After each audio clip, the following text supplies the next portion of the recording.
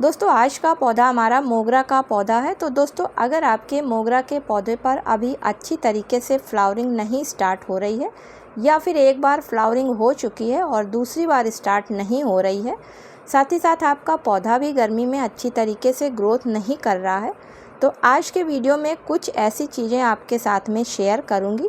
जिनको कि कर देने से आपके मोगरा के पौधे पर फ्लावरिंग स्टार्ट हो जाएगी। और अगर दूसरी बार फ्लावरिंग लेनी है आपको अपने पौधे से अच्छी तरीके से, तो उसके लिए आपको अपने पौधे पर कौन कौन से ऐसे काम करने हैं, साथ ही आपको कौन सी ऐसी फर्टिलाइज़र्स देनी है जिससे कि आपके मोगरा के पौधे पर फ्लावरिंग स्टार्ट हो सके। तो चलिए आगे वीडियो में देखते हैं। नमस्कार दोस्तों, आप सभी का अपने चैनल पर एक बार फिर से स्वागत है। तो चलिए दोस्तों वीडियो की शुरुआत करती हूँ। तो दोस्तों मोगरा एक ऐसा पौधा है फूल वाला जिस पर कि एक साथ कलियाँ आती हैं और सारी कलियाँ एक साथ फूल में बदल जाती हैं और फिर उन फूलों के ख़त्म होने के बाद में उन पर कलियाँ नहीं बनती हैं, ग्रोथ पौधे की वहीं से रुक जाती है और जब तक उस पर कुछ ज़रूरी काम नहीं किए जाते हैं तब तक उस पर दूसरी बार फ्लावरिंग नहीं स्टार्ट होती है। तो चलिए दोस्तों देखते हैं कि सेकंड टाइम इससे हमें फ्लावरिंग लेने के लिए कौन कौन से ज़रूरी काम करने हैं। तो दोस्तों मोगरा के पौधे पर अगर आपके अभी तक अच्छी तरीके से फ्लावरिंग स्टार्ट नहीं हुई है या फिर एक बार फ्लावरिंग होने के बाद में दूसरी बार फ्लावरिंग स्टार्ट नहीं हो रही है, तो जो उसके लिए आपको सबसे पहला काम करना है वो मोगरा के पौधे की प्रूनिंग हल्की हल्की करनी है, क्योंकि जब तक आप पौधे की प्रूनिंग नहीं करेंगे तब तक पौधे पर नई ब्रांचें नहीं आएंगी और मोगरा के पौधे पर पुरानी ब्रांचों पर एक बार कलियां बनने के बाद में ना आगे ग्रोथ होती है और ना उसमें कलियां आती हैं। तो जब आप पौधे की हल्की हल्की प्रूनिंग कर देंगे तो जहाँ जहाँ से आप डालियों को प्रून करेंगे वहाँ से आप देखेंगे कि नई ब्रांचें निकल रही हैं और जब आप पौधे को खाद देंगे और उस खाद का असर पौधे की नई ब्रांचों पर पड़ेगा तो उन पर कलियां बननी स्टार्ट हो जाएंगी। इसके अलावा दोस्तों जब पौधे की प्रूनिंग कर दी जाएगी तो जो अभी तक खराब ब्रांचें पौधे की एनर्जी को ले रही थी वो एनर्जी पौधे में सेफ होने लगेगी और जैसे ही वहाँ से नई नई ब्रांचें निकलेंगी तो वही एनर्जी पौधा जो है नई ब्रांचों पर लगाने लगेगा, जिसकी वजह से पौधे पर जल्दी कलियाँ बनने लगेंगी। दोस्तों अब बारी आती है पौधे से अच्छी फ्लावरिंग लेने के लिए हमें पौधे की मिट्टी में क्या काम करना है। तो चूँकि इस पर एक बार फ्लावरिंग हो चुकी है या फ्लावरिंग नहीं हो रही है, तो दोस्तों ऊपर की मिट्टी के जो पोषक तत्व हैं वो धीरे धीरे सब निकल चुके होते हैं पानी के द्वारा और पौधा ले चुका होता है, तो वो मिट्टी की ऊपरी लेयर एक तरीके से ख़राब हो चुकी होती है। तो जब पौधे से सेकंड टाइम फ्लावरिंग लेनी होती है और पौधे पर को रिपोर्ट नहीं किया जाता है तो गमले की लगभग 2 से 3 इंच ऊपर की मिट्टी को हटा लेना होता है। तो इसी तरीके से मोगरा के पौधे के भी गमले की आप लगभग 2 से 3 इंच की गहराई की मिट्टी को ऊपर से हटा दें। इसके अलावा जब आप ऊपर से 2 से 3 इंच गहराई की मिट्टी को हटाएंगे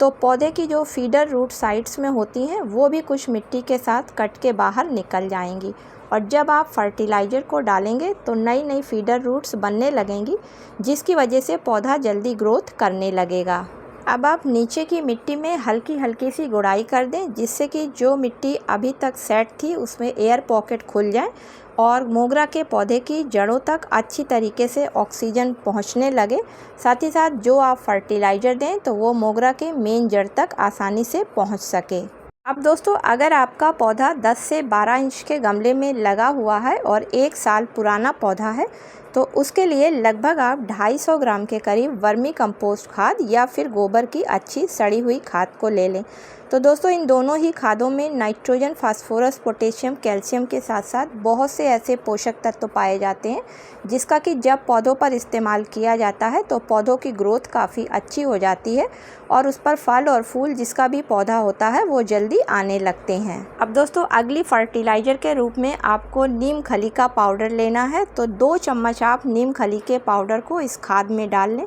क्योंकि नीम खली के पाउडर में काफ़ी अधिक मात्रा में magnesium, sulphur, nitrogen, phosphorus, potassium, zinc, copper, calcium के साथ साथ आयरन पाया जाता है और इसका जब पौधों पर इस्तेमाल किया जाता है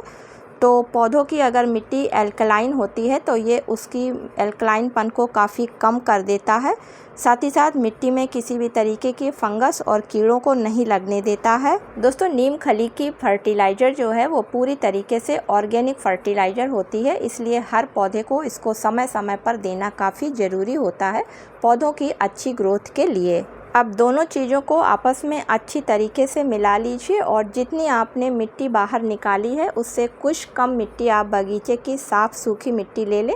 और उसमें इस फर्टिलाइज़र को अच्छी तरीके से मिलाकर जो गमले में जगह खाली है उसमें फिल कर दें। अब दोस्तों, पानी नहीं देना है, पानी की जगह पर इसमें एक ऐसी चीज़ देना है जिससे कि आपके पौधे की ग्रोथ काफ़ी तेज़ी से होएगी और उस पर कलियाँ बहुत जल्दी बनने लगेंगी। तो उसके लिए आप सिर्फ उतना पानी ले लें जितना पानी देने से आपके गमले की मिट्टी की मेन जड़ तक पौधे के पहुँच सके।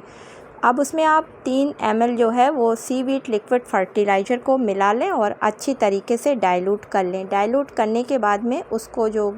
खाद दी हुई मिट्टी में धीरे धीरे करके पानी की जगह पर डाल दें। तो दोस्तों, इस फर्टिलाइज़र में काफ़ी अधिक मात्रा में पोषक तत्व पाए जाते हैं क्योंकि ये पूरी तरीके से ऑर्गेनिक फर्टिलाइज़र होती है और समुद्री शैवाल से बनाई जाती है। इसमें nitrogen, phosphorus, potassium, calcium, magnesium के साथ साथ अन्य पोषक तत्व जो पाए जाते हैं उससे पौधों की ग्रोथ काफ़ी अच्छी होती है तथा उससे बर्ड्स काफ़ी जल्दी इससे बनने लगती हैं। तो महीने में एक बार इसका पौधों पर ज़रूर इस्तेमाल करना चाहिए और जिन पौधों पर बर्ड्स आने लगती हैं उन पौधों पर 15 दिन में एक बार इसका इस्तेमाल करना चाहिए। तो इस तरीके से सॉलिड फर्टिलाइज़र का आप अपने मोगरा के पौधे पर महीने में एक बार इस्तेमाल करें और इस लिक्विड फर्टिलाइज़र का आप 15 दिन में एक बार इस्तेमाल करें। साथ ही साथ पानी नमी बनाकर पौधे में रखें और धूप 3 से 4 घंटे की सुबह की दिखाएं तो आप देखेंगे कि आपके मोगरा के पौधे पर बहुत जल्दी नई नई ब्रांचें निकलने लगी हैं और उन सभी ब्रांचों पर जो है वो कलियां बनने लगी हैं।